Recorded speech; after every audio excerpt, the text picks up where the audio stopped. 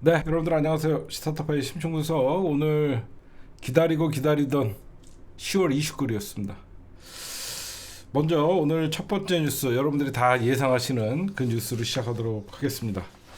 오늘 여러분들 이태원 참사 3주기였습니다. 그래서 이재명 대통령께서 직접 가지는 못했지만 페이스북에다가 국가의 미흡했던 대응, 무책임한 회피, 충분하지 않았던 사과와 위로까지 이 모든 것을 되돌아보고 하나하나 바로 잡겠다라고 하면서 유가족들에게 다시 한번 잊지 않겠다라고 얘기하고, 이재명 대통령께서 10월 29일 그날 국가는 없었다. 지켜야 했던 생명을 지키지 못했고 막을 수 있던 희생을 막지 못했다며 사전 대비도 사후 대응도 책임지는 사람도 없었다 라고 말씀하셨습니다. 그러면서 마지막으로 이제는 국가가 책임지겠다 라고 말씀하셨습니다. 다시 한번 깊은 애도의 마음을 전한다며 잊지 않겠다, 기억하겠다 라고 말씀하셨습니다. 이게 대통령입니다. 그리고 이태원 참사 3주년 정부 첫 공식 추모 행사가 오늘 열렸습니다. 서울 광화문 광장에서 공식 행사가 열렸고요. 윤석열 정부에서는 이태원 참사를 덮기 급급했죠. 정부가 소중한 대한민국 국민 159명이, 거기에 외국인도 포함됐지만 159명의 소중한 생명이 죽었는데도 국가가 외면했었습니다. 이제야 바로 나라다운 나라, 참사 3주기 만에 정부가 첫 공식 추모 행사를 했습니다. 네, 여러분들은 제가 이재명 대통령 한미 정상회담부터 얘기할 줄 알았죠. 이거부터 얘기하는 게 정석이에요. 네, 지금부터 한미 정상회담. 오늘 제가 사실 저도 여러분들과 똑같이 간졸이면서 지켜봤습니다. 국힘당은 당연히 노딜을, 아무것도 하지 않는 그런 걸 바랐을 테고, 이재명 정부가, 그리고 우리 김정관 산업통상부 장관이나 이런 분들이 계속 이번 아펙 정상회담에서는 어떤 타결이 쉽지 않을 것이다라는, 계속 어떤 정부가 미리 어떤 희망 회로를 돌리지 않고 계속 어렵다, 난관이다, 계속 이렇게 하면서 미리 좀 방어 전략을 썼는데, 그러면서 이제 많은 국힘당은 당연히 노딜을 바랐을 거예요. 그리고 트럼프가 굉장히 이재명 대통령을 홀대하기를 굉장히 바랬을 겁니다. 노딜이냐, 아니면 일괄적인 탑다운의 빅딜이냐, 아니면 뭐 일부 협상, 일부 보류냐, 이런 뭐 스몰 딜이냐, 이런 것들이 사실 관심이 있었는데, 그냥 금관과 무궁화 훈장에 녹아버렸어요. 도란프가. 금관과 그냥 트럼프 취향을 했더니 애가 녹아버렸습니다. 황금 외교가 성공했습니다. 여러분들 알다시피 이 무궁화 대훈장은 미국 대통령으로서는 대한민국에서 주는 가장 큰 훈장인데 처음 받았습니다. 도란프가. 그래서 이 도란프를 이재명 대통령이 수여를 했고, 그 다음에 천마총 금관 모형을 제작을 해서 줬죠. 이거는 누가 제작을 했냐면 문화재 복원 전문가 김진배 삼선방 대표가 한 달 동안 수작업으로 도금을 입혀갖고 제작을 했다고 합니다. 천마총 금관에도 어마어마한 금이 들어갔고, 무궁화 대훈장은 여러분들에게 말씀드렸지만 금 190돈이 제가 들어간다라고 얘기했고, 그 다음에 은두 110돈이 들어가고요. 여기에는 루비, 자수정, 칠보, 엄청난 보석들이 들어가고요. 금값만 1억 3천이고요. 은값까지 하면 거의, 이거 다른 보석들까지 하면 2억이 넘는 겁니다. 응? 이재명 대통령의 오늘 넥타이가 황금색이었죠. 여러분들 알다시피 트럼프가 왜 황금을 백악관의 어떤 그 벽난로나 여러 가지 뭐 받침이나 이런 것들까지 왜 황금으로 하냐면 그 마가랑 똑같은 겁니다. 미국의 황금 시대, 미국을 다시 위대하게라는 그런 어떤 기조를 가지고 이 황금을 그렇게 좋아한다라는 얘기들이 나왔었죠. 그래서 지금 미국 언론에서는 이렇게 나오고 있어요. 미국 언론 이게 너무 웃겨요. 워싱턴 포스트지에서 이런 식의 기사가 났습니다.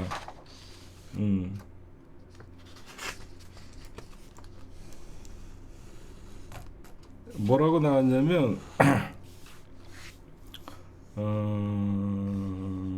어디 갔죠?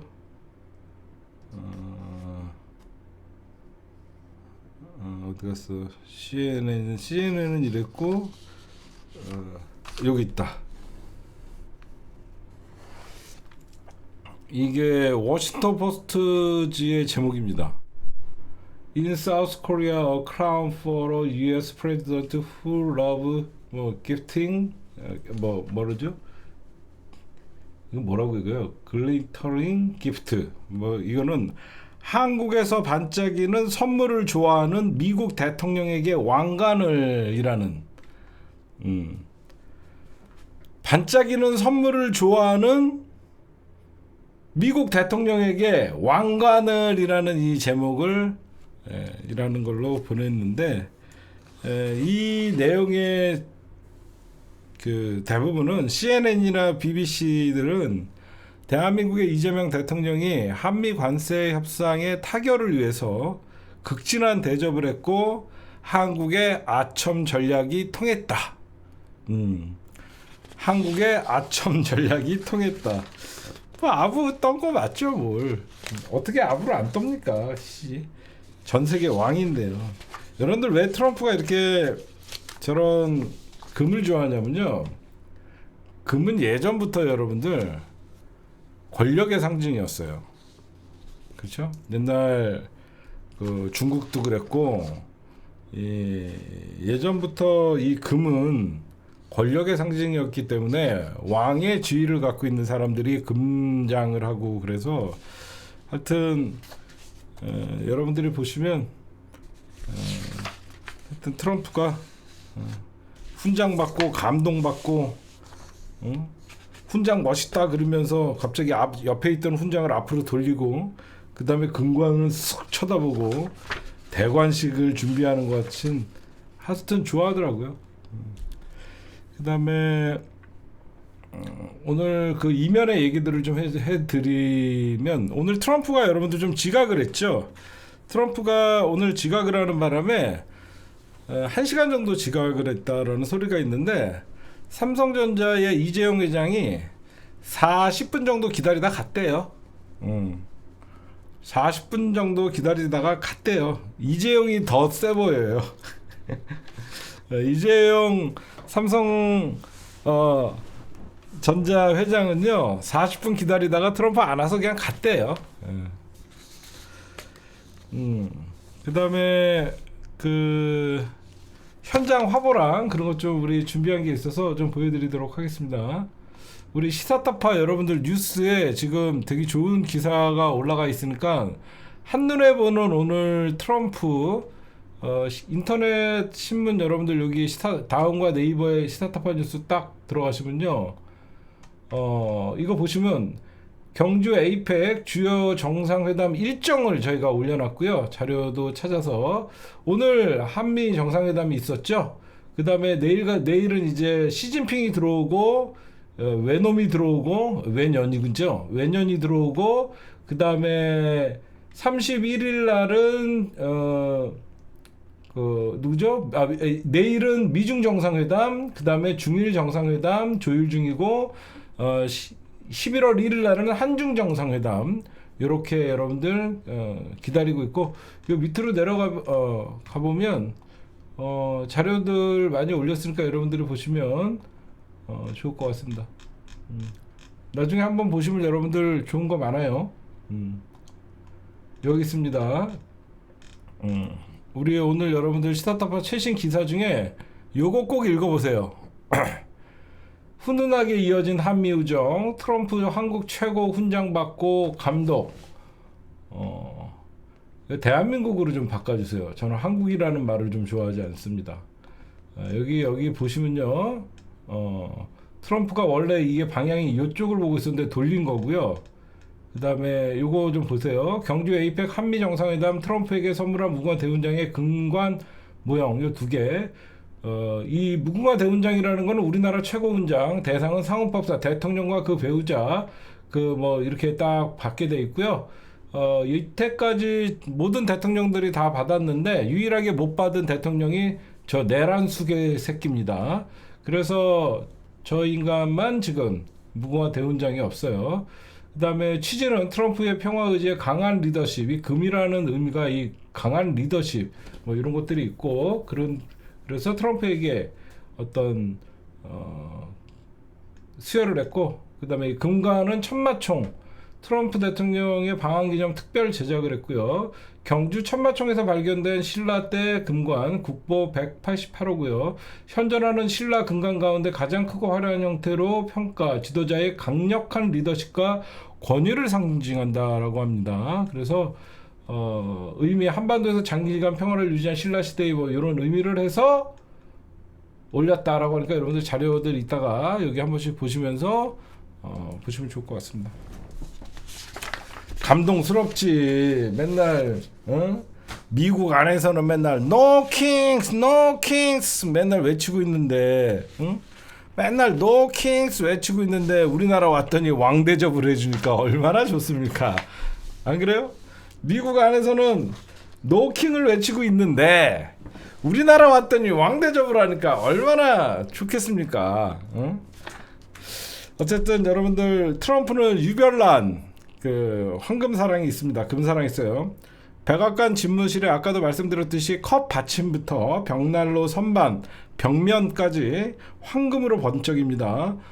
백악관은 미국의 황금 시대를 다시 재건한다라는 뜻으로 황금 집무실하고 지금 사실 여러분들 알다시피 이 금빛 황금 자체가 권위예요. 권위. 예전에는 왕들이 그래서 스스로 왕처럼 느끼고 권력을 과시하고 지배하는 그런 브랜드로 백악관을 바꾼 거예요. 예전에 화이트하우스라고 불렀죠. 지금 골드하우스입니다. 거의. 그래서 뭐 겉모습은 화이트하우스일지 모르겠지만, 그래서 지금 과거에는 당나라에서도 중국에서도 황금빛 곤룡포는 황제들만 입을 수 있었던 옷입니다. 그래서 어쨌든 왕 대접을 해줬어요. 다시 미국을 위대하게. 정작 미국 가면 왕 대접도 못 받는 놈이. 예, 그래서 어떤 그러면 그 실익이 있었나 그걸 좀 봅시다.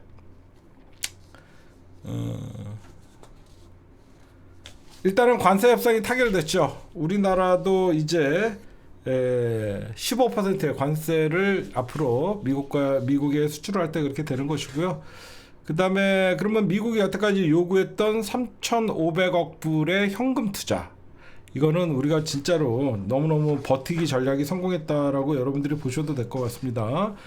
3,500억 불 중에서 2,000억 불을 우리가 나눠서 10년간 1년에 200억씩 10년간 달러로 출연하기로 했고, 나머지 1,500억 달러에 대해서는 조선업에 우리가 협력에 의해서 투자하는 것이고요. 여기서 중요한 게 뭐냐면요, 만약에 우리가 여기서 이 돈을 환수하지 못하면요, 원금 보장도 할 수 있는 이런 여러 가지 방안을 만들어 놨다라고 지금 얘기가 나오고 있어요. 그래서 연간 투자 상한을 200억 불을 넘지 못하게 이렇게 해놨다는 게 여러분들이 중요한 것이고요. 그 다음에 2천억 불도 한 번에 투자하는 게 아니라 연간 200억 달러 한도 내에서 사업 진척 정도의 달러, 사업이 굉장히 진척이 느리다라고 하면 더 이상 뭐 투자할 것도 없죠. 그리고 우리 외환 시장이 어려움이 없을 때, 만약에 국내 외환 시장이 어렵다거나 어떤 그 달러의 보유고가 굉장히 낮아지거나 그럴 경우에는 우리가 200억 불을 지출하지 못할 때는 200억보다 낮게 더 책정을 할 수 있는 거고요. 그래야만 외환 시장의 충격을 최소화할 수 있기 때문에 그렇다라고 말씀드리고, 또 1,500억 불의 조선업의 협력에 투자하는 이 돈은요, 우리 기업이 주도하는 거다. 너무 중요한 겁니다. 이 조선협력에서는 우리 기업이 주도로 추진하며 우리 기업의 투자는 물론 보증금도 포함되는 것으로 합의를 했습니다. 보증도 우리나라 그냥 돈 안 날리게. 특히 신규 선박의 건조나 도입 시에 장기 금융을 통해 자금을 조달하는 선박 금융을 포함하여 우리의 외환 시장, 그러니까 1,500억 불은 현금이 아니라 이거는 장기 금융, 대출이나 어떤 그런 방식으로 돈을 조달할 수 있다라는, 그래서 외환 시장의 부담을 줄이는 걸로 한 것이고요. 그다음에 그러니까 미국, 일본이 왜 우리나라를 부러워하냐면요. 지금 일본이랑 우리가 비교를 해볼게요.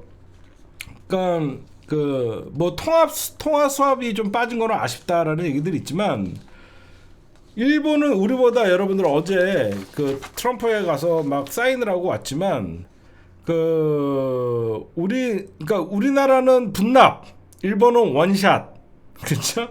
그리고 일본은 미국이 알아서 투자하는 거고, 그러니까 상업적 합리성이나 투자 유불리를 미국이 판단하지만 우리는 미국과 협력해서, 그리고 조선업에 대해서는 우리가 투자 방향을 설정하는 거. 그 다음에 프로젝트를 우리는 선별로 했다는 거예요. 우리는 조선업에 1,500불. 그러니까 일본의 5,500억 불은 어디에 쓰일지도 모르잖아요. 근데 우리나라는 적어도 1,500억 불은 조선업에 쓰인다라고 명시했다라는 거예요. 그런 것들이 굉장히 중요한 것이고, 오늘 트럼프 말하다가 이런 얘기를 했죠. 대한민국의 산업부 장관, 산업부 장관 김정관인가요? 이분 굉장히 강경파다. 이 한국의 산업부 장관이 조금만 덜 유능한 사람이었으면 했는데, 이 사람 장난이 아니더라 라고 하면서 물러서지 않은 거죠. 그래서 결국은 이런 협상을 했다라는 얘기들이 나오고 있습니다. 김정관 산업통상부 장관을 의미하는 것 같아요. 절대 강경하게 안 되는 건 안 된다라고 얘기하면서 끝까지 물러서지 않았던 것 같습니다. 그 다음에 한마디로 한미 관세 협상 타결에는 국익과 실용, 거기에 안보, 외교 모든 것을 우리가 찾았다라고 말씀드릴 수 있고, 오늘 일본만큼 멘붕 온 놈들 있죠. 저 내란당 새끼들 입 꾹 닫고 있죠. 어떻게 되든지 쟤네들은 뭐라 그랬더라? 전환길이가 트럼프 대통령이 윤석열 면회를 가라고 연병을 떨고, 지금 트럼프가 강하게 중국을 비판하고 북한을 굉장히 비판해 줄 줄 알았더니 계속 연일 트럼프가 I love 정은, 또 내일은 존경하는 시진핑을 만나요 라고 하니까 저 극우 새끼들 누굴 믿어야 되는 거야. 저 좀 있으면 내가 보면 저 극우 새끼들 좀 있으면 반미주의자들 됩니다. 저거. 저 좀 있으면 저것들 반미 돼요. 그 다음에 하여튼 트럼프가 오늘, 여러분들 제가 좀 비굴하지만 마음이 이 정상회담을 보는데 무슨 트럼프가 화낼까봐 트럼프 인상만 보고 있었어. 이재명 대통령이 국익을 위해서 자존심을 상해 가면서 전 세계 8군데의 전쟁을 멈추시고 정말로 한반도에 와주셔서 김정은 만나려고 하는 것만으로도 한반도에 훈풍이 분다 이런 말을 할 때 마음이 너무 아픈 거야. 그럴 때 어휴, 이재명 대통령이 속에는 천불이 나실 텐데 나라를 위해서 저런 발언을 하는 걸 보면서 마음도 아프고 이 약소국의 서름이지만 그럼에도 불구하고 젖센 이재명이 저렇게 나라를 위해서 머리 숙이고 트럼프에게 아첨에 가까운 얘기를 한다는 게 전혀 기분이 나쁘지가 않더라고. 그렇지 않아요?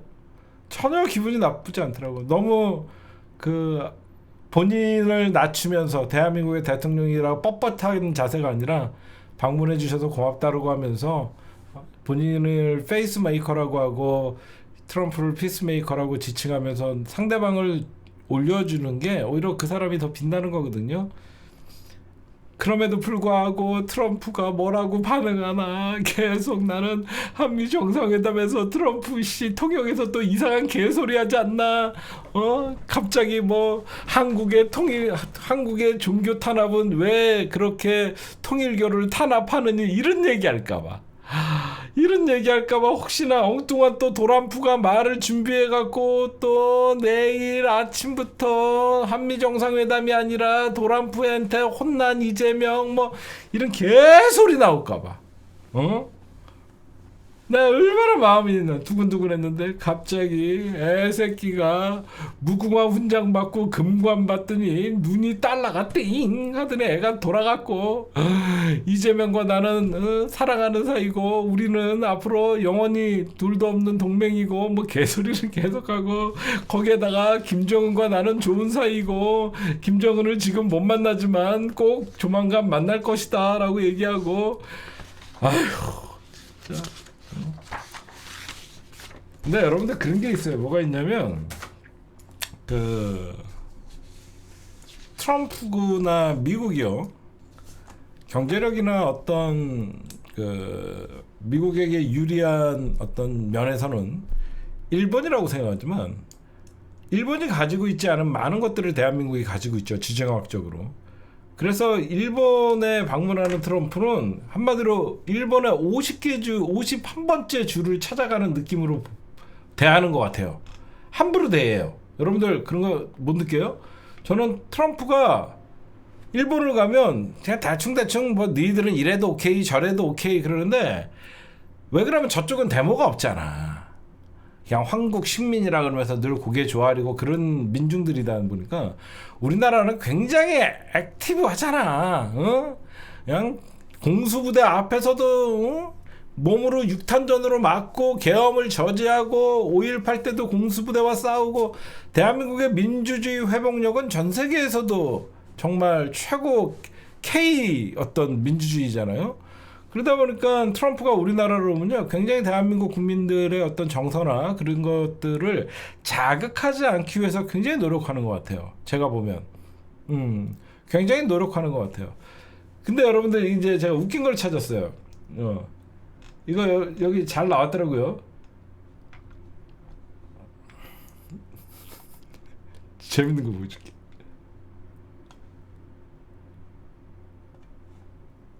이거 뭔지 아시죠? 둘이 걷다가 미국 깃발 앞에서 둘이 쭉 걸어다가 미국 깃발 앞에서만 경례하고 일본기는 그냥 지나가니까 이 쪽발이 년이 깜짝 놀라갖고 이러고 있는 거예요. 이거 봤죠? 그다음에 여기 보시면 이게 더 웃겨요. 미국 깃발에 딱 경례하고 그냥 가.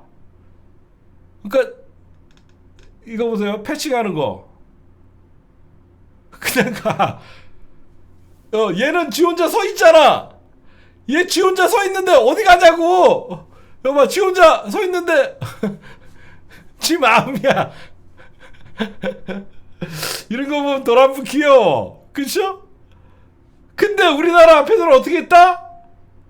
빰빰빰빰빰빰 딱 우리나라 의장대가 있으니까 대한민국 깃발 딱 지나갈 때 딱 너무 다르죠. 우리나라 의장대가 딱 하니까 딱 해주잖아. 아유 진짜 쪽발이들 돈이면 돈 뺏겨. 아베는 골프 치러 갔다가 벙커에서 굴러 떨어져 그래도 좋다고 히덕거려. 일본 원숭이 새끼들이나 하는 짓거리죠. 그쵸? 예전에 골프 치러 지가 카트 운전하고 연병하다가 벙커에서 굴러 떨어져.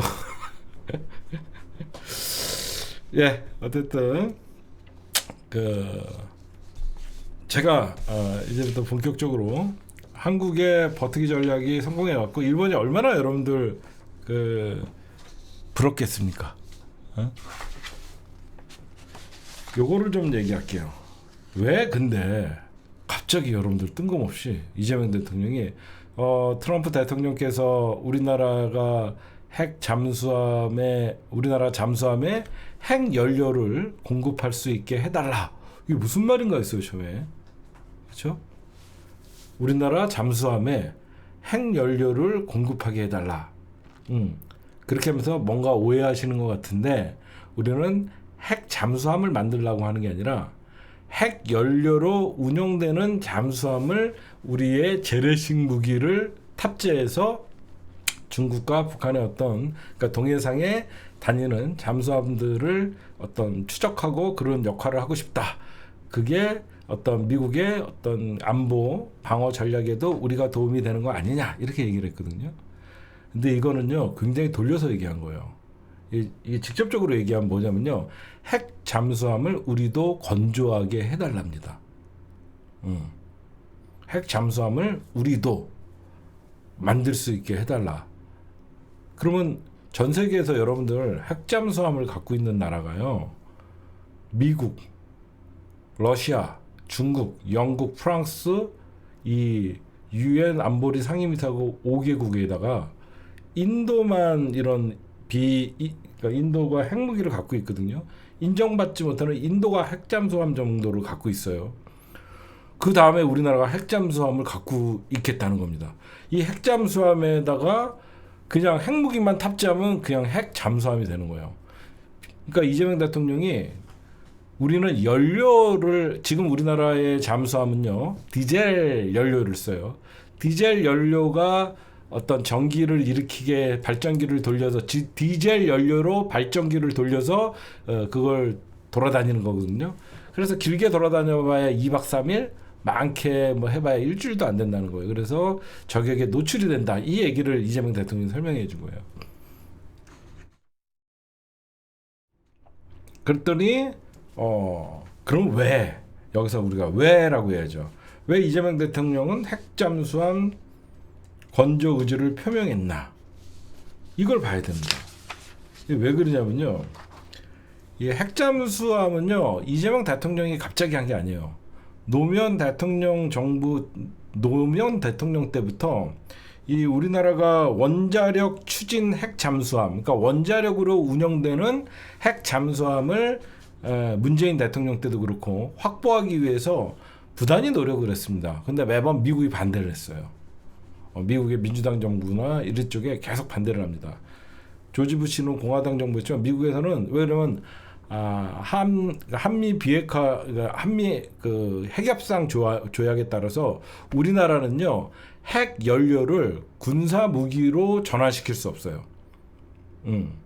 우리나라는 핵 연료, 그러니까 핵으로 어떠한 무기나 군사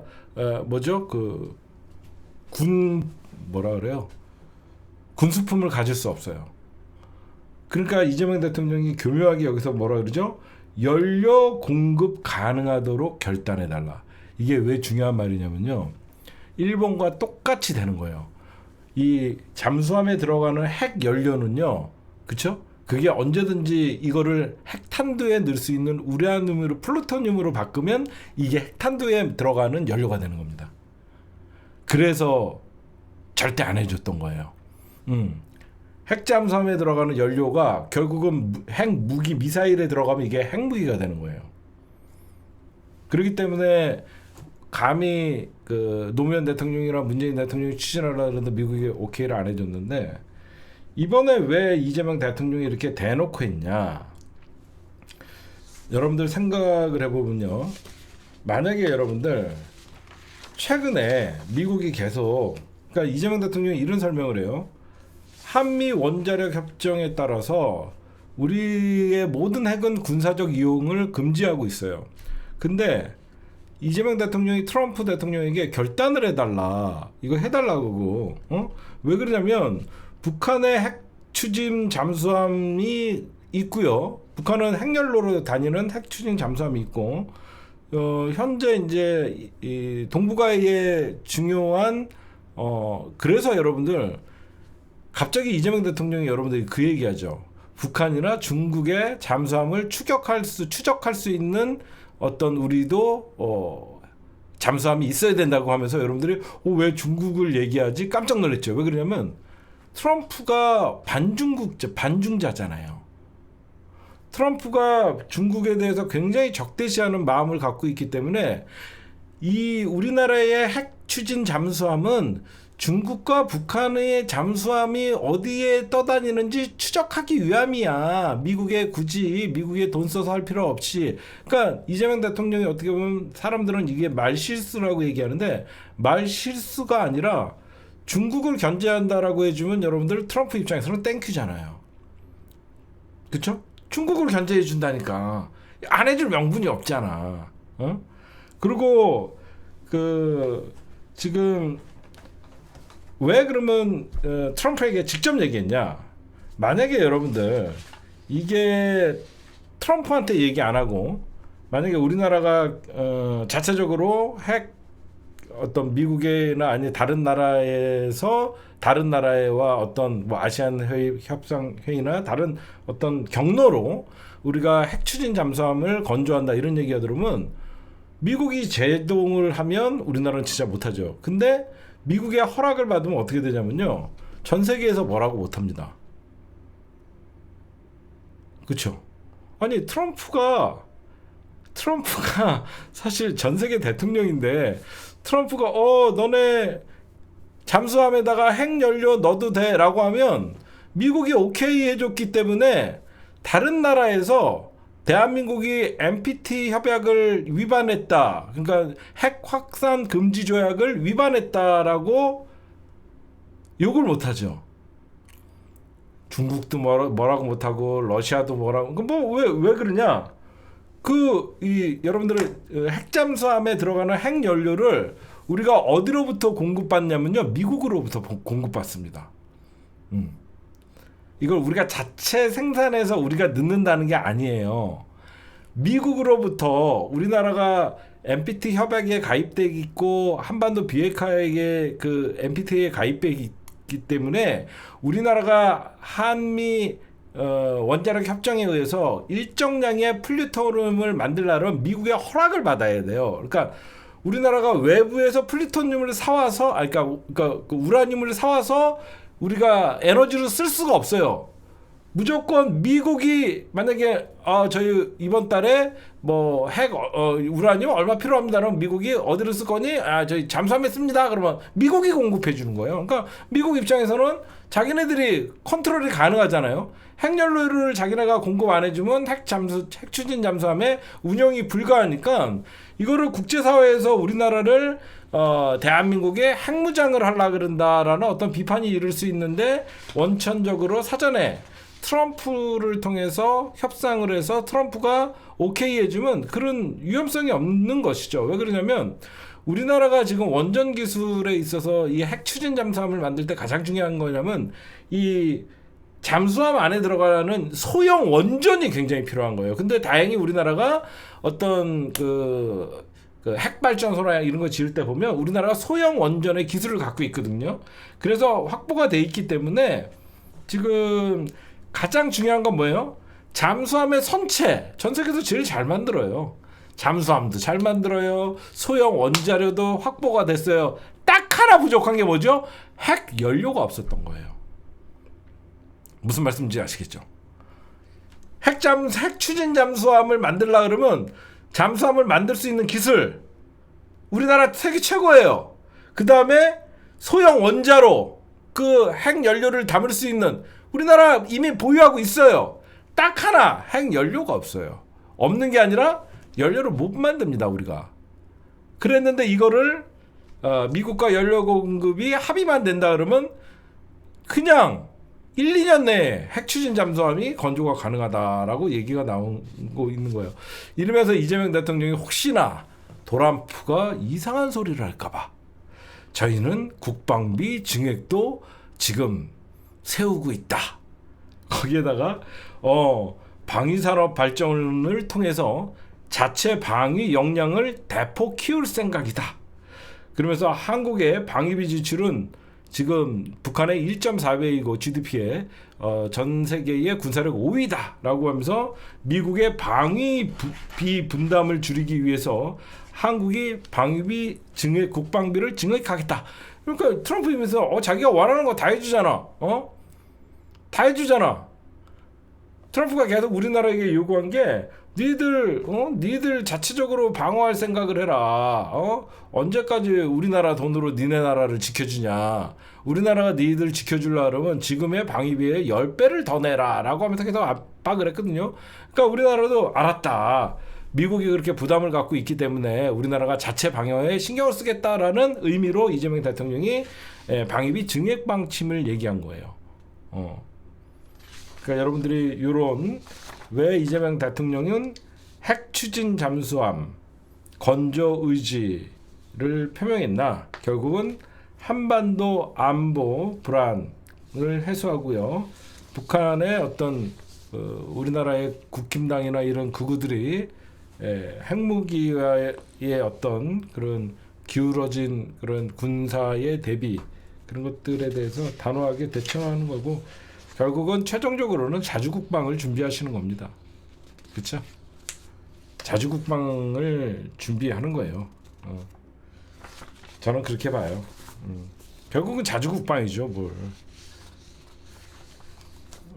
그 다음에 제가 또 예의주시한 게 이건 중요한 거 얘기해요. 오늘 여러분들 트럼프는 정은 만나고 싶어요. 우리가 오늘은 서로 바빴지만 다음엔 꼭 만나요. 막 그러면서 계속 러브레터를 보내요. 그랬더니 김정은의 화답은 미사일을 쏘았어, 이 새끼가. 진짜 눈치도 더럽게 도란프는 오기 전부터 정은 만나고 싶어요. 우리는 아직도 좋은 관계를 유지하고 있어요. 그랬더니 이런 갓나 새끼 그러더니 서해안에다가 동해상에다가 순항 미사일을 발사했습니다. 대단한 놈이에요. 근데 이게 여러분들 제가 무슨 미사일이라 그랬죠? 순항 미사일이라 그랬죠. 순항 미사일과 탄도 미사일의 차이가 있습니다.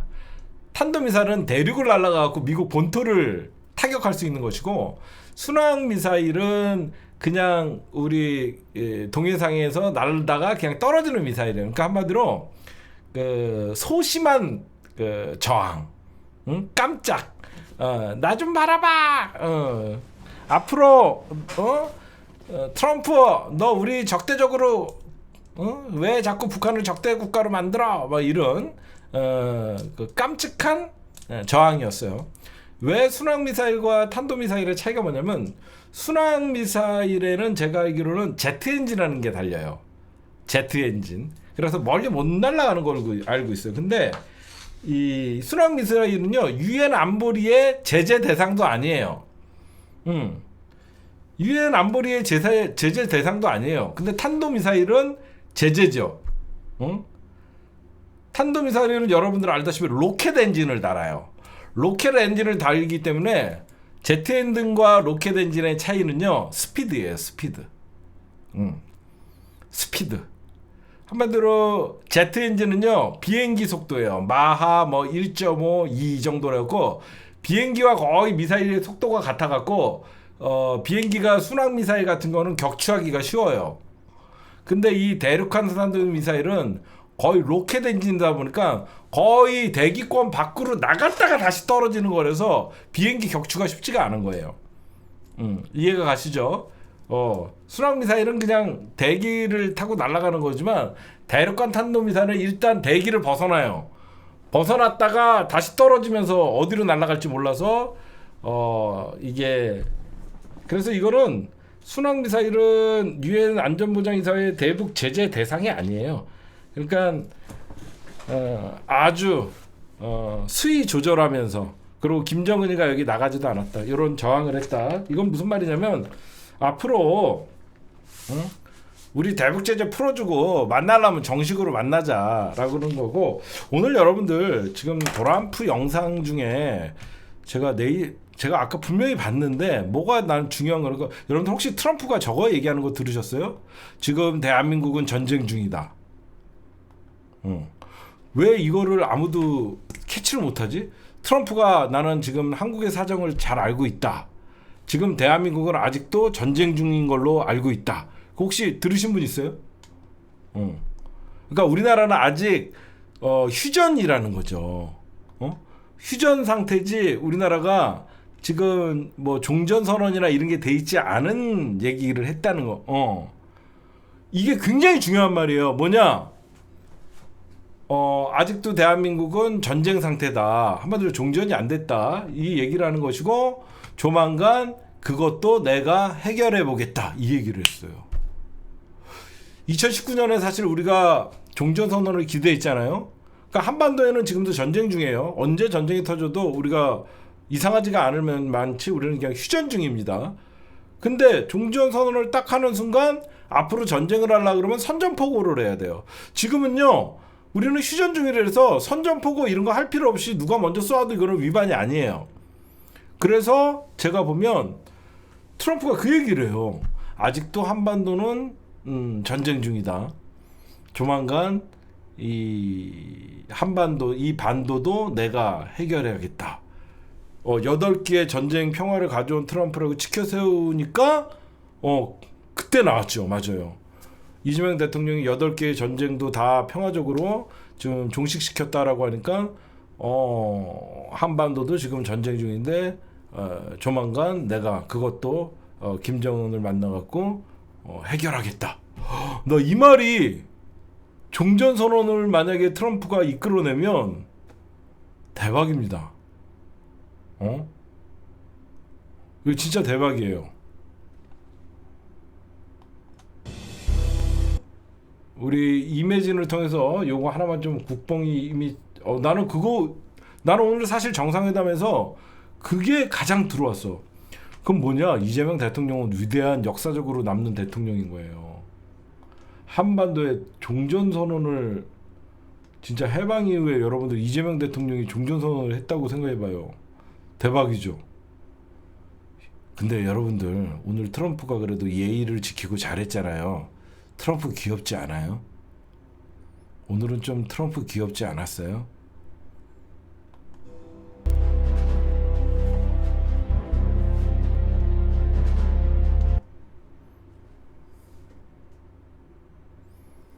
오늘 도란프가 좀 귀여워 보였어요. 왜 그러면 여러분들 이거 괜히 이거 음소거 안 했다간 또 저작권 걸리거든요. 나는 이 새끼 사인을 하라 했더니 낙서를 하길래 이재명 대통령이 이게 뭐냐고 하니까 둘이 웃고 나 저 박수 칠 때도 마음이 아팠어.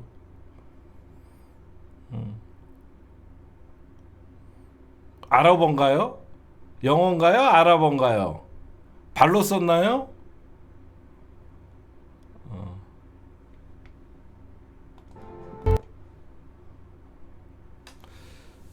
아니 음악 이 음악 저기 저작권 걸려요.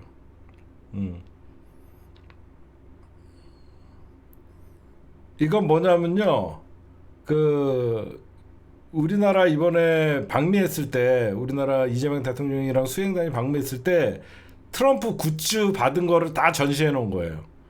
이거 내가 이것도 좋냐 저것도 좋냐라고 하면서 저거는 내가 언제 때 받은 거고 그걸 하나하나 다 장식했다라고 하면서 얘기해 주는 거고 이재명 대통령이 거래의 기술 뭐 저런 책도 이렇게 하면서 참 정성껏 준비하셨더라고요. 여러분들 이 뒤에 있는 분이 멜라니 여사예요? 이분이? 이분이 멜라니아 여사야? 이분 누구야 여자? 아니에요? 대변인이에요? 멜라니 안 왔어요? 멜라니는 트럼프가 손잡으려고 하면 이러던데. 대변인이에요? 제가 비앙카예요? 통역. 하여튼 이런 장면이 있었다. 멜라니아에서는 둘이 손잡고 비행기 내리면 저리 가 이러던데. 웬수야 저리 가 막 그러던데. 네, 그리고 여러분들 그 다음에 또 저거 말씀드릴게요. 또 대박인 게 있습니다. 주식 투자하고 계시는 분들, 제약주 투자하신 분들 내일 주식 기대하셔도 좋을 것 같습니다. 이 한미 관세 협상이 통과가 되면서요, 바이오, 의약 이쪽도 전부 이제 15%로 돼갖고, 사실 여러분들 지금 주가가 4,000포인트 넘어갈 때 거의 삼성전자랑 하이닉스가 이끌었거든요, 대형주들이. 근데 내일은 여러분들 이제 바이오주랑 할 것 없이 일제히 소형주들도 같이 오를 거예요. 소형주들도 내일부터 이제 같이 다 오를 겁니다. 왜냐면 관세가 이제 일괄적으로 15%가 돼. 왜냐면 우리나라가 바이오 시밀러 복제약들에 대해서 사실 엄청나게 우리나라가 경쟁력이 있고 잘 만드는 회사인데, 이 관세 때문에 사실 우리나라 제약업체들이 굉장히 지금 움츠리고 있었거든요. 내일 딱 보면 내일 그러니까 여태까지 4,000포인트까지는 대형주들이 이끌어왔다 그러면, 이제 5,000포인트를 향해서는 중소형주가 같이 힘을 합쳐서 올라갈 것이다라고 여러분들, 2차 전지도 이제 활발하게 올라가죠. 내일 자동차도 자동차도 떡상하고, 자동차가 수출이 많이 되면 여러분들 당연히 그 자동차 전기차 안에 들어가는 배터리들 회사 2차 전지들도 같이 날아가는 거죠. 제가 옛날에 삼성전자 46,000원, 44,000원인가 사서 49,000원에 팔았었어요. 그걸 왜 팔았냐 이 등신아. 내가 그때 2천만 원어치를 한 44,000원인가 하여튼 5만 원에 상장했는데 많이 떨어졌게 44,000원인가 샀다가 49,000원에 팔고, 그거 먹었다고 70만 원인가 뭐 땄다고 열나 좋아했던 것 같아요. 그 다음에 내일 여러분들, 결국은 여러분들 저는 이제 트럼프의 최종 목표는 보이더라고요.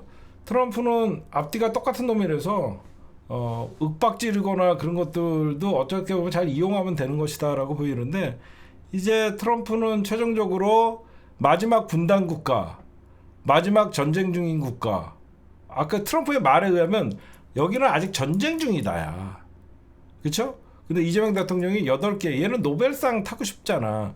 그러면 아무도 해결하지 못한 대한민국의 이 종전을 트럼프는 분명히 자기 임기 내에 하려고 할 거예요. 그러면 트럼프가 종전을 하기 위해서는 김정은을 만나야 되면, 김정은이는 당연히 트럼프한테 뭘 요구하겠냐? 대북 제재 완화시켜라. 그 다음에 종전선언하고 북미 수교하자. 그러면 평양에 맥도날드가 들어가고 버거킹이 들어가는 날이 얼마 안 남았다 이렇게 생각합니다. 그러면 우리나라도, 그래서 통일부 장관이 중요한 거예요. 그래서 통일부 장관이 민간 교류가 활발하게 돼야 된다라고 얘기를 하는 것입니다. 트럼프가 이런 말을 합니다. 나는 김정은을 잘 안다. 인내심 필요하겠지만 좋은 결과를 기대한다. 조만간 만나자예요. 내일은 자기는 중국 시진핑 주석을 만난다. 머지않은 미래에 북한도 만날 것이다. 김정은도 만날 것이다. 내일 여러분들 이제 예상을 좀 해봅시다. 이제 우리는 한 곱이 넘겼죠. 우리는 한 곱이 넘기니까 이제 내일은 시진핑 대 진짜 두 패권 국가. 드디어 이 트럼프의 모든 관세 전쟁은 중국의 패권을 차단한다라고 하면서 사실 185개국에다가 관세를 때렸어요. 개새끼. 자기네 동맹이고 나발이고 미국과 교역하고 있는 185개국에다가 관세 폭탄을 매겼어요. 내일이 사실 이 아펙 정상회담의 하이라이트죠. 내일 메인인데, 또 중국도, 제가 오늘 중국에 오늘 뭐 있는지 아세요, 여러분들? 미국산 대두유 수입 재개. 여태까지 여러분들 트럼프가 가장 빡친 게 뭐예요? 자기를 절대적으로 지지해주는 어떤 이 미국산 대두 농사를 짓는 사람들이 이게 거의 40% 이상을 중국에서 소비를 했는데 이게 팔 데가 없다라고 하면서 난리가 났었잖아. 회담 전에 선물을 준비해. 좋냐 무슨 패권이니 센 척하더니 얘네들은 회담도 하기 전에 시진핑이 중국의 외교부가 우리는 오늘부터 미국산 대두유를 수입을 재개한다라고 먼저 선물을 갖다 바쳐요. 자존심 상할 거 없습니다. 응? 이렇게 먼저 선물을 갖다 바치면 또 내일 도란프 또 이르면서 시진핑 주석의 결단에 경의를 표한다라고 하면서 우리는 좋은 관계를 유지해. 또 이렇게 되면 어떻게? 또 우리나라도 좋아지고 그러면 어떻게 되죠? 국힘당 멘붕 오죠. 친중 하면서 존나 욕했잖아. 근데 트럼프가 친북을 떠나서 친중까지 해봐. 그구들 어디로 가야 돼? 어디야 다카야만가 뭐 나카야만가 외년한테 가야지. 내일 트럼프랑 또 시진핑이랑 좋은 합의나 여러 가지 합의문이 발표가 되고 가능성이 높죠. 트럼프가 지금 가장 빡친 게 그거였잖아. 미국산 대두유, 그 다음에 히토류, 이거 다 풀어줄 거 아닙니까 내일? 네? 그러면 미중 관계와 쌍방이 공동으로 관심 갖는 문제를 교환할 것이다라고 얘기했는데 당연히 트럼프는 농수산물 수입한다라고 했으니까 하나를 받았으면 트럼프도 뭔가를 줄 거 아닙니까? 중국은 대두 수입을 재개하면서 그럼 미국이 지금 이제 무역 전쟁을 거두고 어떻게 할 것인가? 트럼프가 과연 관세를 낮춰줄 것인가 중국을? 이걸 좀 봐야 될 것 같습니다. 재밌죠? 트럼프가 잘하면 이뻐 보이고 열받게 하면 미친놈 같고 큰일입니다. 그리고 오늘 정말 천만다행의 일이 하나 있었습니다. 큰일 날 뻔했던 게 오늘 그 조국혁신당의 그 의원님 누구시죠? 외교원 계셨던 분. 저도 이게 좀 이상했었거든요. 뭐가 이상했었냐면 아니 시진핑이 오는데 한미일 외교장관 회의를 왜 합니까? 아니 각 나라의 대통령이 오는데 우리나라가 또 따로 아니 미국의 대통령이 오고 일본의 총리가 오고 우리나라의 대통령이 있는데 김주정 교수가 얘기하는데 이게 무슨 말이냐면 정상들이 다 와 있는데 외교부 장관 회의를 왜 하냐고. 다행히 무산이 됐어요. 다행히 외교부 장관 회의가 무산이 됐는데 이거는 정말 잘못한 거예요. 왜 그러냐면 시진핑 모셔다 놓고 한미일 외교부 장관 하면 뭐합니까? 중국 견제받기 더해요? 그렇잖아요. 시진핑 국빈 방문으로 초청해놓고 한미일 외교장관에 의해서 뭐 얘기야? 대중국 견제 얘기밖에 더 하겠냐고. 다행히 이거 생각해봐. 국빈 방문으로 트럼프 시진핑이 11년 만에 왔는데 갑자기 한미일 외교부 장관 나왔고 뭐 대중국 봉쇄 뭐 이런 거 얘기하면 이게 말이나 되냐고. 다행히 잘 무산됐다. 이렇게 좀 말씀드립니다.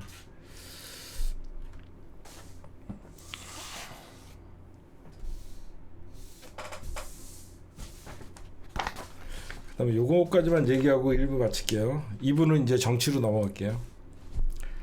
여러분들 요즘 환율이 오르죠? 제가 여러분들에게 좀 쉬운 경제 논리 하나만 좀 알려드릴게요. 환율이 왜 오를까요? 쉽게 얘기해 줄게요. 미국 경제가 우리나라 경제보다 좋기 때문에 그래요. 단순하죠.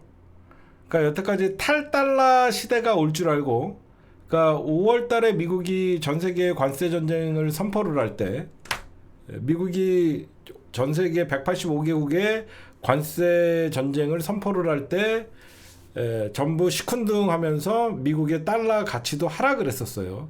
미국의 국고채도 가격이 다운되고, 그러면서 전 세계적으로 이제 탈달러 러시가 일어나는 거 아니냐라고 하면서 사실 그 당시만 해도 이제 달러 강세가 없었어요.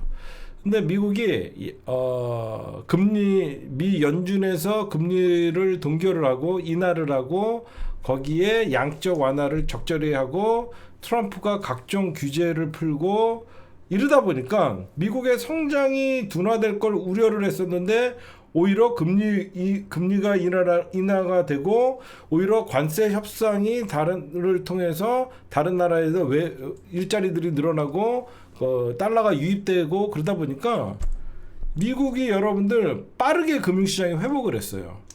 미국이 빠르게 금융시장이 회복을 하면서 지금 미국의 주가가 최고치를 찍었습니다. 그럼 뭐예요? 미국의 경제가 좋다는 거예요.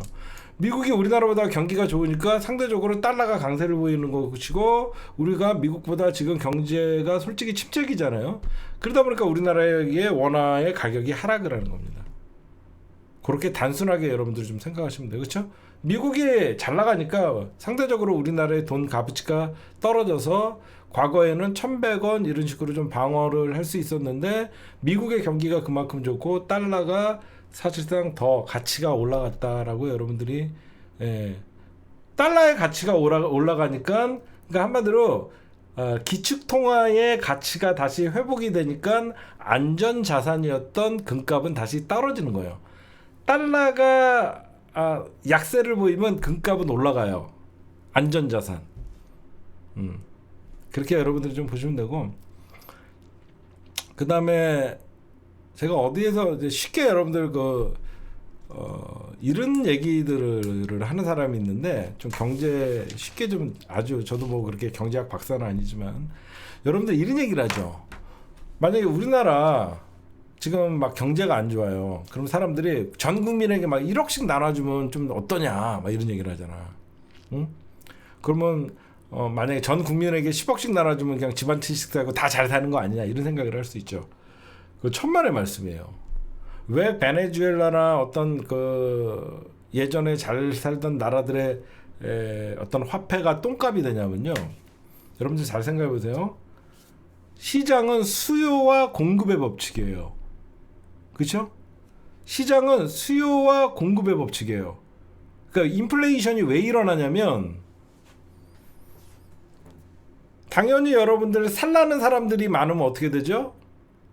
만약에 물건이 3개야. 근데 살라는 사람이 3명이야. 그럼 하나씩 사면 돼.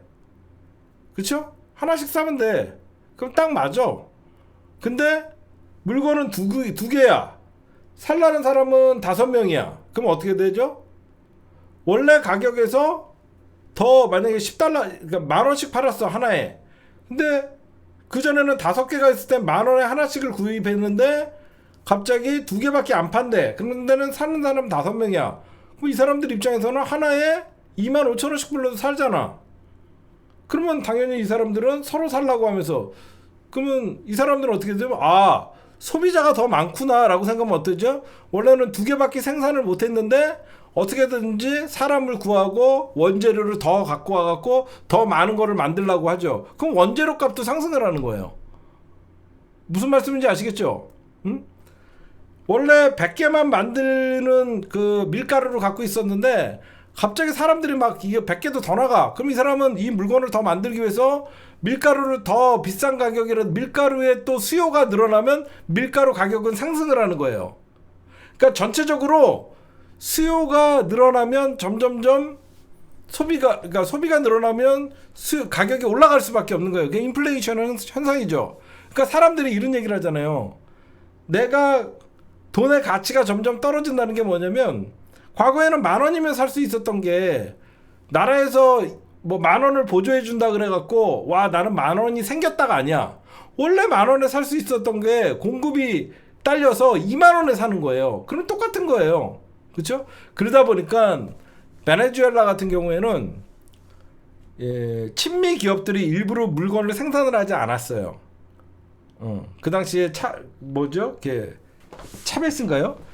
그 반미 정권을 몰아내기 위해서 그 친미 기업들이 물건을 생산을 하지 않았어요. 그러니까 치약 하나에 부르는 게 값이 돼버리는 거예요. 그러니까 우리가 아무리 그러니까 돈을 막 찍어낸다 그래갖고 여러분들에게 전국에 100억씩 나눠주면 우리나라는 잘 살고 막 그럴 것 같죠? 안 그래요. 그래서 여러분들 함부로 돈을 찍어낼 수 없는 거예요. 미국도 여러분들 자기네들이 달러를 찍어내면 미국은 자기네 마음대로니까 자기네들이 산다고 하죠. 안 그래요. 미국도 달러를 너무너무 많이 찍어내게 되면 달러 약세 현상이 벌어지면 과거에는 달러 강세로서 달러 패권을 가지고 있었는데 전 세계에 달러가 마구 퍼져 있다 보면 이 달러의 어떤 그 가치가 하락을 하다 보면 상대적으로 그 유로화나 일본 유엔화 이런 돈들이 가치가 상대적으로 올라가는 거예요. 그래서 여러분들이 보시면 수요와 공급의 이 밸런스가 그러니까 사람들은 막 그러잖아. 뭐 내가 대통령 되면 뭐 전부 100억씩 나눠준다. 그럼 나라 망하는 겁니다. 나라 망하는 거예요. 그렇게 되면 이 100억이 지금 같은 상황에서 100억이 있는 게 아니라 생활비 자체가 한 달에 1억씩 들어가요. 모든 게 올라가니까. 무슨 말씀인지 아시겠죠? 모든 사람이 100억씩 갖고 있으면 이거를 소비 안 할 사람들도 이거를 소비하게 되면 모든 분야에서 물가가 올라가는 거예요. 그러면 이 돈 자체의 가치가 떨어져서 돈이 휴지 조각이 되는 거예요. 그런 무슨 얘기하다 갑자기 이 얘기를 했죠? 하여튼 지금 쉽게 얘기하면 미국의 경기가 우리나라의 경기보다 좋기 때문에 우리나라가 달러가 원화에 비해서 강세를 보이는 것이다. 점점 우리나라 경기가 회복되고 점점 우리나라가 이제 경제적으로 안정이 되면 우리나라가 이제 지금 1,450원은 좀 위험해요. 1,400 밑으로 떨어지면서 사실 1,100원대가 가장 좀 안정적인 기조에 들어가거든요. 좀 그러다 보니까 지금 뭐 왜 달러가 세지면 왜 내수가 굉장히 어려워지냐면 수입 물가가 비싸잖아. 그렇지. 달러가 비싸니까 수입 물가가 비싸진다고. 수출 업체나 좋아지지만 이게 양면성이 있잖아요. 달러가 그 가격이 많이 올라갈 경우에는 수출하는 업체들이야 원래 이거 하나 팔면 1,000원 받았었는데 지금은 1,400원 주니까 40%의 이득이 밖에서 장외에 생기는 것이고 1,000원이면 갖고 오던 물건을 1,400원에 갖고 오라고 하니까 대체적으로 우리나라는 수입을 통해서 많은 것들을 자급자족 공급하기 때문에 그러다 보니까 우리나라가 물가가 올라가는 거예요, 여러분들. 하여튼 그런 게 여러분들이 조금 이해를 하시면 그런 걸 이해를 하시면 그래서 여러분들 미국이 최근에 코로나 때 너무 많은 달러를 찍어내다 보니까 달러 패권이 위협받고 그래서 미국이 금리 인하를 안 하고 계속 미국이 금리를 올렸잖아요. 그래서 전 세계에 달러를 회수한 거예요. 전 세계에 달러를 회수하면서 금리를 올리면 미국에 되게 돈 빌려가거나 미국 채권을 갖고 있는 사람들이나 그래서 미국이 돈을 걷어들인 다음에 다시 지금 돈을 풀고 있는 거예요. 그렇게 여러분들이 좀 보시면 될 것 같아요. 무슨 얘기하다가 이 얘기했죠? 오늘의 주요 국뽕이 차오른다. 이재명 대통령은 행정의 달인이 아니라 외교도 달인이었다라는 말씀을 드립니다. 네, 2부 시작하도록 하겠습니다. 내일 여러분들 또 중요한 날입니다. 이 내란 수계가 스스로 재판에 출석을 한대요. 왜 재판에 출석을 할까? 외식이 땡기나? 얘 지금 설렁탕이 혹시 그립나? 왜 출석을 하려고 할까? 지금 아마 윤석열 지금 수용 생활이 굉장히 빡셀 거 아닙니까? 새로운 교도관 오고 그래서 근데 내일 여러분들 내란 재판에 윤석열이 스스로 출석을 하는데 내란 재판에 여러분들 내일 증인이 누군지 아세요? 내일 내란 재판의 증인이 곽종근입니다. 잣됐습니다. 내일 내란 재판의 증인이 곽종근이에요. 내일도 재밌을 거예요. 그리고 드디어 김건희 특검에서 김건희의 종묘 사적을 사적으로 이용한 것을 지금 드디어 수사를 착수했습니다. 그래서 전 문체비서관을 다음 달 4일날 11월 4일날 지금 소환하기로 돼 있고요.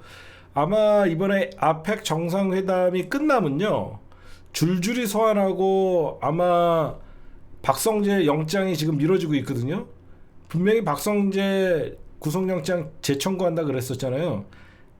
아펙 정상회담 끝나자마자 박성재 구속영장 재청구가 되고요. 그 다음에 박성재가 구속돼야만 심우정 김주현으로 올라가거든요. 그렇게 여러분들이 보시면 될 것 같아요. 그리고 지금 이거는 좀 희소식인가? 뭐라고 좀 말씀드려야 되나? 최근에 여러분들 지금 김건희 특검을 민중기 특검부터 해갖고 국힘당과 조선일보 그리고 밖에서 엄청나게 흔들어 대잖아요. 민중기 특검이 뭐 주식 투자를 했다. 내부 정보를 이용해서. 그리고 최근에는 검사들이 관련돼 있다. 엄청나게 공격을 했죠. 특검의 반격이 시작됐습니다. 특검이 본격적으로 도이치모터스 즉 김건희 사건 덮은 놈들을 수사한다고 합니다. 제가 저번에 말씀드렸죠. 김건희 특검에서 드디어 반격이 시작된 게 뭐냐면 새로운 특검법에 의해서 특검보가 2명이 추가됐죠. 전부 판사 출신들로 했어요. 판사와 변호사 출신으로 새로운 특검보 2명을 임명을 했는데 도이치모터스 주가 조작 사건 덮은 놈들. 그래서 이 검사들을 이제 대대적으로 잡겠다는 거예요. 특검이 그래서 지금 대대적으로 여태까지 이 사건을 누가 덮었냐. 그러니까 한마디로 최혜병 사건을 덮었듯이 도이치모터스 주가 조작 누가 덮고 누가 왜 수사를 방해했고 왜 무혐의를 졌냐. 그렇게 지금 나오고 있다고 합니다. 특검의 개발 반격. 제가 처음에도 말씀드렸지만 특검의 성공과 실패는요. 이 모든 윤석열 정부의 최악은 이 검찰 정권이었어요. 검찰 독재 정권이었기 때문에 검찰들이 빠져나갈 수 없습니다. 검찰의 책임이 없을 수가 없어요. 그래서 검찰을 몇 명이나 특검에서 잡냐가 관건이다라고 제가 여러분들에게 말씀드렸는데 특검의 반격이 시작됐다라고 여러분들에게 말씀을 좀 드립니다. 이제 당할 만큼 당했다 이겁니다. 2달 남았는데 몇 명의 검사들을 특검이 영장을 치는지 한번 봐야 될 것 같습니다.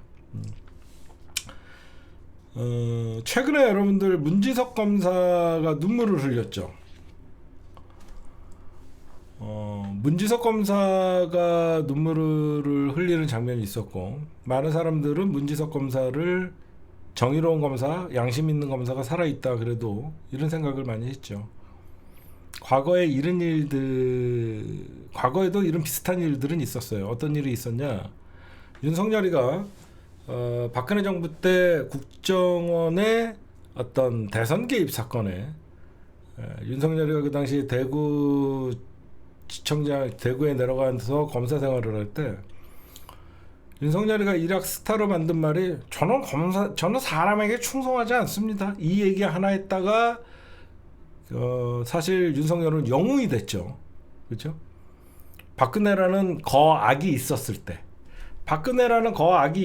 때 저런 거악에 맞서는 검사도 있구나 하면서 일약 스타가 되고 영웅이 됐었습니다. 그 영웅은 뭐죠? 영웅이라는 거는요 일반 사람이 아닙니다.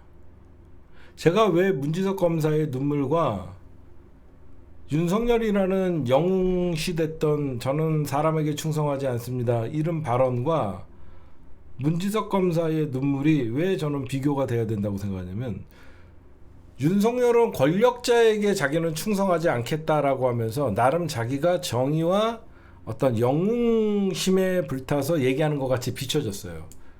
그리고 언론은 그를 영웅으로 만들었고요.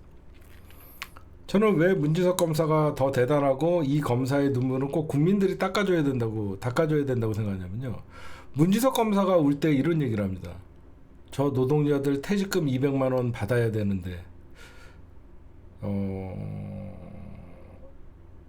저는 이게 더 위대한 검사예요. 권력자의 저항에서 사람에게 충성하지 않는다는 것은 본인도 권력자예요. 권력자가 권력자의 말을 안 듣는다는 거였어요. 근데 이 문지석 검사는 왜 많은 사람들에게 여운을 남기냐면 나보다 약자에게 눈물을 흘린 사람이에요. 그쵸? 나보다 약한 사람들, 큰 것도 아니었어요. 퇴직금 200만 원 일용직 노동자에 대해 애들에게 받아야 되는 돈이다. 어떻게 보면 문지석 검사의 폭로 내용은 윤석열의 폭로 내용보다는 굉장히 경중에 있어서는 아무것도 아닌 사건이었어요. 검사가 한 번도 못 봤던 장면을 국민들이 보면서 국민들의 감정이 통했던 거예요. 윤석열은 대단한 박근혜라는 그 권력자에게 충성하지 않는다는 그 말을 하면서 영웅이 돼버렸단 말이에요. 영웅은 사람 위에 있는 거란 말이에요.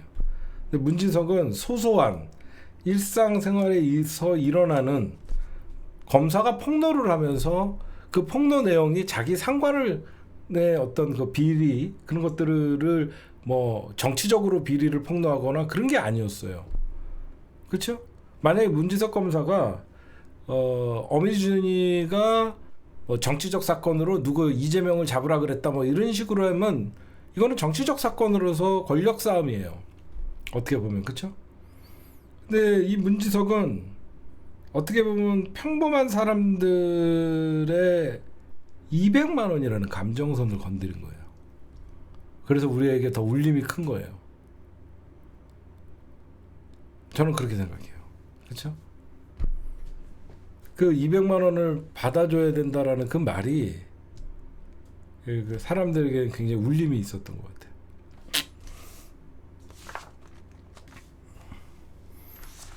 그 다음에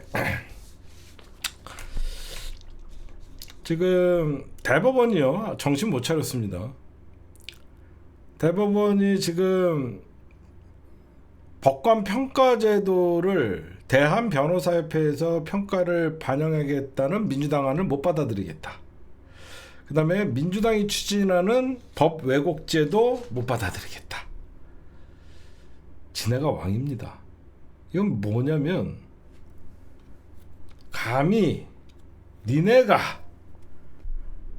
사법부의 독립을 니네가 뭔데 밖에서 우리를 흔드냐는 겁니다.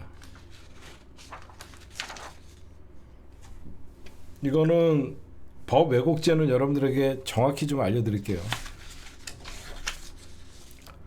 특정인을 유불리하게 만들 목적으로 사실관계를 조작하거나 조작되거나 잘못된 사실관계의 법을 적용하여, 그러니까 한마디로 특정인을 유리하거나 불리하게 사건을 덮거나 사건을 조작하거나 목적으로, 이거는 검사를 향하는 겁니다. 그렇죠? 사건을 조작하거나 유불리를 만드는 거는 검사의 몫이고, 그런 조작된 사건을 이게 조작되거나 잘못된 사실관계의 법을 적용하여, 누가 봐도 검사의 기소 내용이나 공소장은 허술하기 짝이 없음에도 불구하고 이 공소장과 기소에 대해서 진실을 캐려고 하지 않고 이런 조작된, 이런 잘못된 공소장은 기소를 위해서, 기소와 공소장을 보면서도 사실관계를, 법을, 유죄 판단을 자기네들이 잘못된 사실관계의 법을 적용해서 유죄 판단을 내린다는 것은 뭐냐면요, 직위원 판사를 얘기하는 거예요. 판사한테 들으라는 겁니다. 날짜로 계산하던 것을 갑자기 시로 바꿔갖고 이런 잘못된 사실관계의 법을 적용해서 유죄 판결을 내린다. 직위원이나 이런 재판부를 향하는 거죠. 그 다음에 부당하게 법을 적용할 때 처벌할 수 있다는 내용을 담은 게 법 왜곡죄예요. 그러니까 검사도 사건 조작하지 말고 판사도 법을 니네 마음대로 적용하지 말라는 누가 봐도 이 법 왜곡죄는 우리나라만 있는 게 아니라 사법 선진국들은 다 있는 거예요. 이것도 뭐라고 지금 사법부가 반대를 하냐면 사법부 장악에 악용될 수 있다라고 얘기합니다. 사법부 장악을 조희대가 있죠. 그러면 조희대 대법원장의 무소불위의 권력은 누가 견제합니까? 무조건 조희대를 흔들면 사법부 독립을 훼손한다. 여기에서부터 바로 사법부의 오만과 독선이 나오는 거예요. 누구든지 법을 왜곡하고 법 위에서 군림하려는 이 사법부가 신이라는 착각을 버리고, 저는 판사가 내가 내린 판결에 대해서 지난번 저의 판결은 잘못된 판결이었다라고 하면서 반성하는 판사가 나올 때 진정한 사법개혁이 시작되다라고 생각합니다. 검사와 판사의 공통점이 뭔지 아시죠? 무오류입니다. 무오류. 검사 새끼들은 절대 자기가 기소한 사건은 분명히 저놈은 범인이라는 확신을 가지고 끝까지 범죄 혐의가 나올 때까지 한 가지의 사건으로 수사를 시작했지만 결국은 기각당할까봐 8개, 9개를 추가해서 별건 수사를 포함해서 문어발식 기소를 하는 거예요. 그럼 그 중에 하나만 걸리면 저 새끼는 유죄입니다. 이게 여태까지 검사들이 했던 짓이잖아요. 이재명 대통령도 아무거나 하나 걸려라 그래갖고 말 같지도 않은 대장동, 백현동 사건부터 해갖고 성남 FC 후원 그 사건 말이나 됩니까? 성남시장이 성남 FC 축구단을 갖고 있는 게 자기 정치적으로 유리하게 만들기 위해서 그랬다는 거예요. 그러면 각 지역에 연고를 갖고 있는 모든 프로구단은 전부 법에 걸리는 거죠. 말도 안 되는 이런 사건들 조작, 이거 법 왜곡죄 있으면 이런 거 시도를 못 합니다. 안 그래요? 법 왜곡죄가 있어야지 이런 거 시도를 못 해요. 전 진짜 최병 특검이 왜 박수를 보내냐면, 최병 특검은 오동훈 공수처장을 피의자 신분으로 전환시켰어요. 여러분들 알다시피 오동훈이는 누가 추천했습니까? 국힘당이 추천했어요. 진짜 이 공수처는 진짜 대한민국이 진짜 말 그대로 고위공직자 범죄수사처예요. 옛날에 고위공직자 비리수사처였고, 지금 여러분들 우리 솔직하게 얘기해볼까요? 지금 방송에 국회에 나와갖고 뻔뻔하게 그런 박상용이나 최재현이나 어미준이나 조희대라 대한민국 정의가 살아있다 그러면 공수처가 저 새끼들 다 수사해갖고 다 잡아가라고 만든 거예요. 조희대 가만 냅두고 있는 공수처가 무슨 낯짝으로 인원을 늘려달라, 재정을 확보해달라 이런 소리 할 자격이 있습니까? 제대로 공수처가 진짜로 조희대가 왜 대선에 개입했는지 사건을 검토라도 하고 전원합의체에 올려갖고 유죄 취지에 파기환송을 했는지, 공수처가 조희대 같은 법의 사각지대에 있는 놈들 수사하라고 진짜 그 추운 겨울에 촛불 들고 시민들과 민주당이 통과시킨 거 아니에요. 그러니까 그동안 공수처는 직무유기를 했고 본인들이 사건을 덮기 급급했던 겁니다. 친윤 검사들이 공수처에도 많이 있었다는 거 아니에요. 저는 공수처를 사실상 민주당이 그 당시에 19년 겨울에 공수처법을 통과시킬 때 민주당이 123석밖에 없어서 국민의당의 안철수 당의 협조를 얻을 수밖에 없던 상황이라서 지금의 현행의 공수처법은 사실 누더기예요. 저는 공수처법 개정안을 반드시 만들어서 공수처가 사람이 없어서 수사를 안 하는 게 아니라 수사할 의지가 없었기 때문에 수사를 안 했다는 게 지금 나오고 있는 거예요. 그렇게 여러분들에게 공수처가 정말 강해져야지 판사도 벌벌 떨고 검사도 벌벌 떨고 그 공수처를 견제할 수 있는 민주당이 돼야 되는 것이고 국회가 돼야 되는 것이고, 그 다음에 드디어 오늘 제가 계속 말씀드렸던 국힘당의 전략이 실패했죠. 오늘 한미 정상회담이 잡혀있는 날에 오늘 운영위원회가 국감에서는, 오늘 2025년 국정감사에서는 운영위 국감이 있었습니다. 오늘 김현지 나오라고 난리를 쳤죠. 제가 김현지 나가면 안 된다 그랬죠. 지금 대통령의 시간인데 안 봐도 비디오입니다. 김현지가 만약에 운영에 출석했을 경우에는 모든 뉴스가 정권 실세, 뭐 V0 김현지 드디어 국감에 나오다 연병들을 했을 겁니다. 민주당이 뭐하러 저렇게 언론에 어떤 먹잇감에 대해서 김현지가 나오겠습니까? 어? 이재명 대통령께서 김현지 나가라라고 지시한 거 굉장히 잘하신 거고, 그래서 오후에는 이재명 대통령을 제1부속실장이니까 보좌해야 되기 때문에 오전에만 출석하라 그랬더니 국힘당에서는 오후까지 출석하라. 왜 그러냐면 이재명 대통령이 오늘 오전에라도 출석하라고 했던 이유는 트럼프와의 정상회담이 오후에 있었잖아요. 그럼 당연히 제1부속실장은요, 대통령 사실 수발이 되는 사람이잖아요. 그러니까 국정감사에 오전에라도 나갔다 와라라고 했는데, 국힘당이 끝까지 정상회담 시간까지 김현지를 붙잡아 놓으려고 낮 3시까지는 있어라라고 했는데, 민주당이 우리는 할 만큼 했다라고 하면서 김현지 어떤 국감 증인을 취소했습니다. 그건 잘한 거라고 생각하고,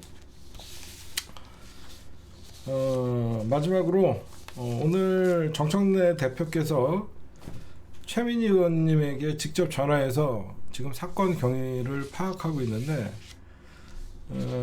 어떻게 보면 그냥 조용히 머리 숙이고 그냥 쉽게 넘어갈 수 있는 일이었는데, 최민희 의원이 이거는 일을 키웠어요. 그냥 한번 납작 엎드려 갖고 죄송합니다 하면 될 거를 머리 숙이지 않고 하다가 보니까 지금 과방위 국감이 최민희 국감이 돼 버렸어요. 안타깝습니다. 지금 정청래 대표가 최민희 의원님에게 직접 전화해서 경위를 파악했다라는 것은요, 이 이면에는 국감 끝나고 정청래 대표가 결단을 하겠다는 거예요. 이거는 정청래 대표가 왜 그러냐면 이게 민주당의 리스크로 번지고 있거든요. 이게 점점점 언론이 민주당 깔 것도 없었는데 이런 그냥 어떤 해명이나 이런 설화가 말에 말을 낳는, 이게 어떻게 보면 단순하고 아무것도 아닌 건데 이 일이 너무 커졌어요 지금.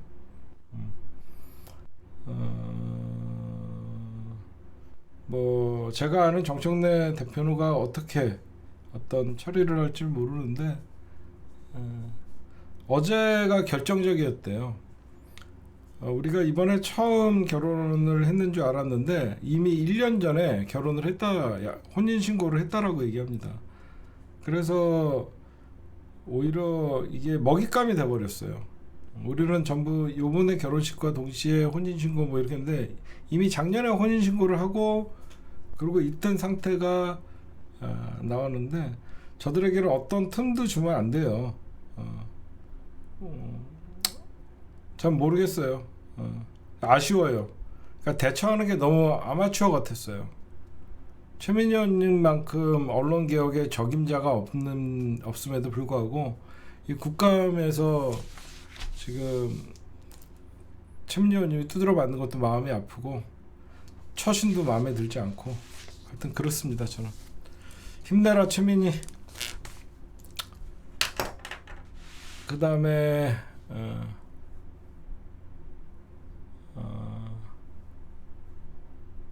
예, 오늘 방송 심층 분석은 여기까지만 할게요.